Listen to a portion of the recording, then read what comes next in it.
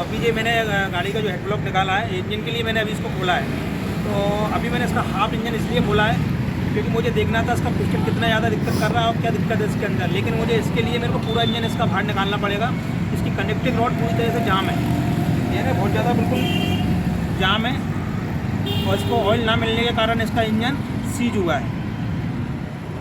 तो अभी मैं इसको खोलता हूँ और आपको पूरा इंजन बताता हूँ खोल के। जैसे कि ऑयल समय पर ना बदलने के कारण ये दिक्कत आई है। चलिए मैं आपको इंजन खोलने के बाद बताता हूँ उसका पूरा।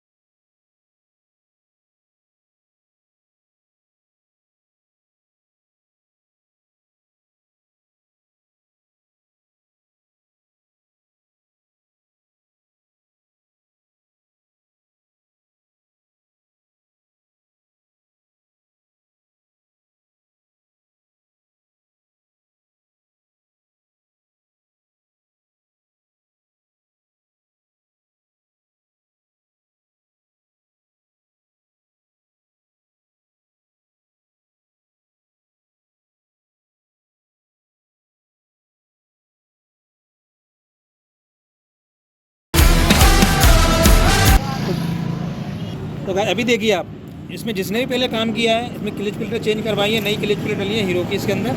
लेकिन इसके जो नट की कंडीशन है ना, इतनी गंदी कर दी क्योंकि इसको छेने थोड़े से कसा गया है।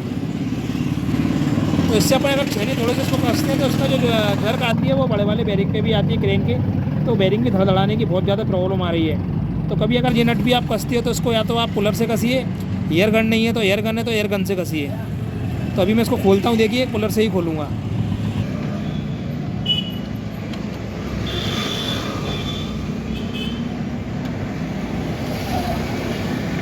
इस तरीके से आपको खोलना है कि कोई भी छेने थोड़े का इस्तेमाल ना करें आप इंजन खोलते समय।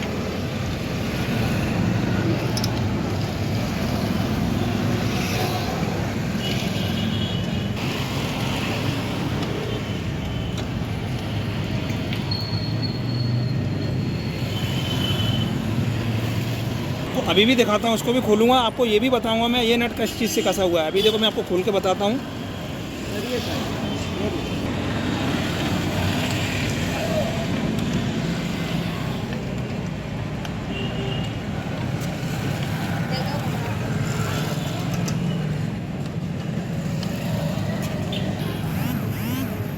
ये नट भी छेने थोड़े से कसा है, ये देखिए आप, इस पर भी छेनी का इस्तेमाल हुआ है। तो छेनी से कसने से भी आउटपुट इनपुट शाफ्ट में बहुत ज़्यादा जर्क आता है। इसको भी छेने थोड़े से नहीं कसना है आपको, इसे तब उसका इस्तेमाल करना चाहिए अपने।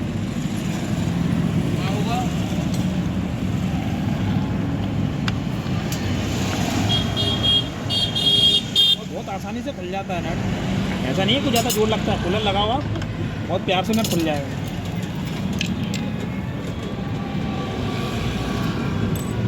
ये देखिए,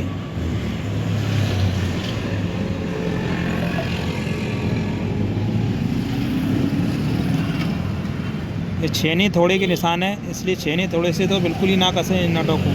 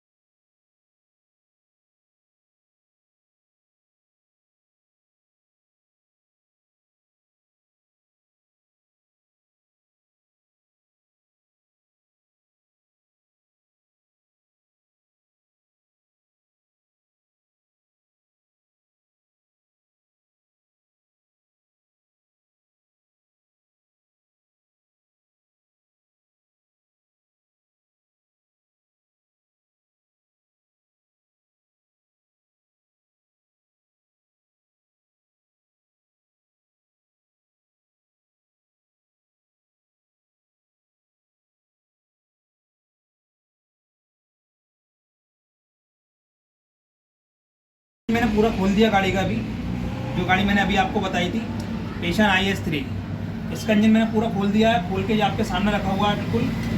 और चलिए मैं इसमें आपको बताता हूँ कौन कौन सी चीज़ें जो आपको चेक करना है।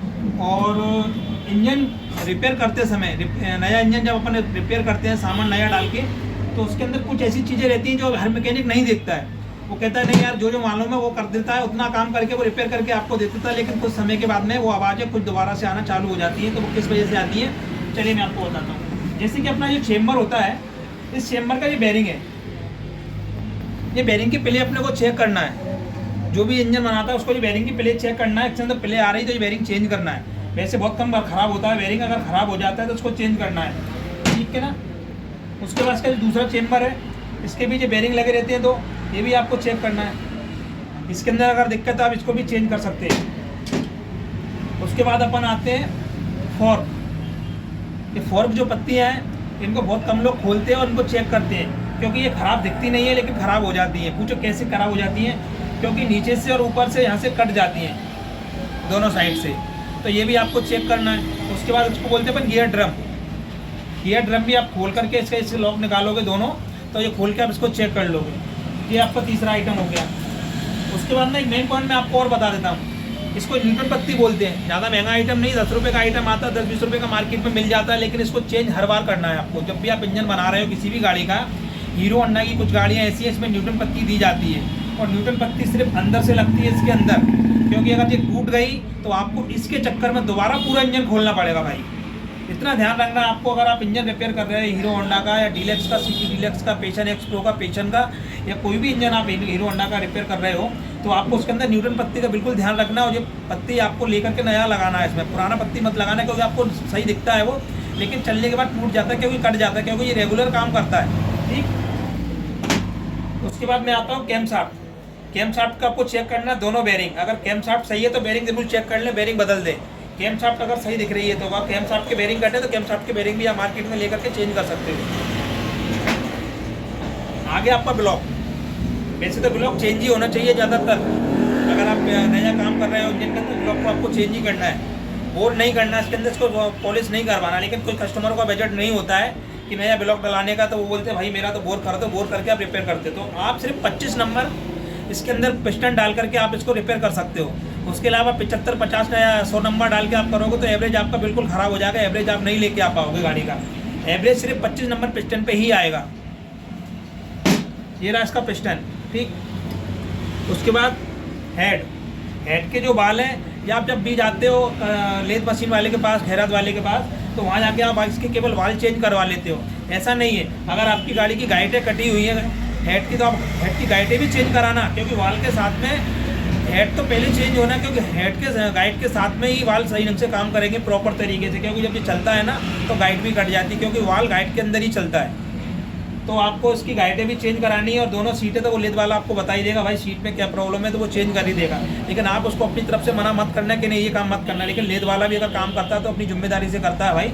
लेकिन यहाँ मैं काम कराता हूँ वो जिम्मेदारी से, मैं उसको कुछ भी नहीं बताता हूँ, मैं केवल जाकर रख देता हूँ, बोला आप अपने हिसाब से देख लो और मेरा काम कर दो, क्योंकि मुझे उस पर भरोसा है। क्योंकि भरोसे से आजकल सारे काम चल रहे हैं, क्योंकि मेरा कस्टमर भी मेरे पास ट्रस्ट करके मेरे ऊपर भरोसा करके आता है, मुझ पर छोड़ के चला जाता है कि भाई अपने हिसाब से देख लेना। वैसे ही मैं ये कस्टमर को बोल देता हूँ भाई आप चिंता मत करो, मेरी जवाबदारी रहेगी, अगर कोई भी दिक्कत बाद में आती है तो ये आपका हेड का बात हो गया।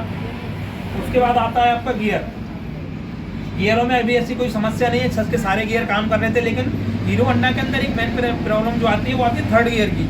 थर्ड गियर इसका बहुत जल्दी ख़राब होता है और कुछ दिनों के बाद आवाज़ करना चालू कर देता है। और उसके अलावा कोई गियर में दिक्कत नहीं आती है, लेकिन थर्ड गियर इसका ज़्यादातर ख़राब होता है। तो थर्ड गियर में मैं कौन सा गियर चेक करूँगा इसका मैं आपको पहले वीडियो बना के डाल चुका हूँ। तो इसका थर्ड गियर बिल्कुल सही है, कुछ भी नहीं बिगड़ा है इसका, बिल्कुल ओके है। मैं इसको चेंज नहीं करूँगा, इंजन पूरा बनाऊँगा लेकिन इंजन पूरा रिपेयर करूँगा, लेकिन ये वाला थर्ड गियर चेंज नहीं करूँगा। तो मुझे थर्ड गियर के अंदर कोई भी प्रॉब्लम नहीं लग रही है। उसके बाद मैं आता हूँ आपका ऑयल पम्प। ऑयल पम्प आप अगर इंजन बना रहे हो, ऑयल पम्प अगर आप चेंज नहीं कर रहे हो तो आपको ये सबसे बड़ी समस्या आपके लिए खड़ी हो सकती है, क्योंकि आप एक ऑयल पम्प के चक्कर में पूरे इंजन की 12 बजा सकते हो। तो आपको ऑयल पम्प तो चेंज करना ही है भाई। अगर ऑयल पम्प गाड़ी अगर सूखी चल गई तो ऑयल पम्प इसका सूखा चल गया तो आपको ऑयल पम्प चेंज करना है, क्योंकि इसका ऑयल पम्प ख़राब हो चुका है पूरी तरह से, ये बहुत ज़्यादा टाइट है, तो मुझे इसको चेंज करना पड़ेगा। तो इसको मैं फेंक देता हूँ कचड़े में। और इंजन बनाते समय एक जाती है किक स्प्रिंग,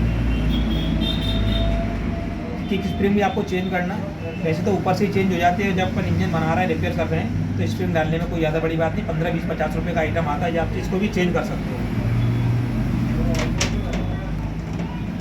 फिर आता है लास्ट में अपन हेड के रॉकर इसके चेक कर लें आप, क्योंकि बेरिंग वाले रॉकर आते हैं जब बहुत ज़्यादा आवाज़ करते हैं, अड़ते हैं, टकराते हैं, तो इनको भी आप चेक करके नहीं रिपेयर कर सकते हैं, नया डाल सकते हैं।